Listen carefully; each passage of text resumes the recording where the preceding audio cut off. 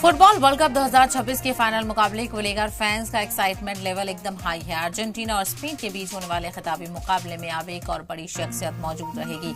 America के सदर Donald Trump ने भी फाइनल देखने का फैसला किया है। फुटबॉल वर्ल्ड कप का फाइनल अब सिर्फ एक फुटबॉल मैच नहीं बल्कि एक high profile world wide event बन गया है। अमेरिका की white house press secretary Karoline लिविट ने ऐलान किया है कि सदर डोनाल्ड ट्रंप इतवार को अर्जेंटीना और स्पेन के बीच होने वाला फाइनल मुकाबला देखने पहुंचेंगे।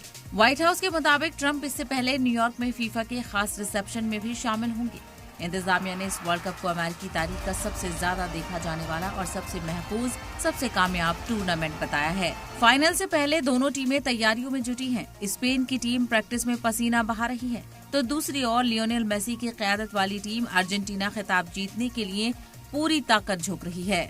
वर्ल्ड कप के चीफ जियानी इन्फेंटिनो और डोनाल्ड ट्रंप के बीच पहले भी कई स्टेज पर करीबी तालमेल देखने को मिला है।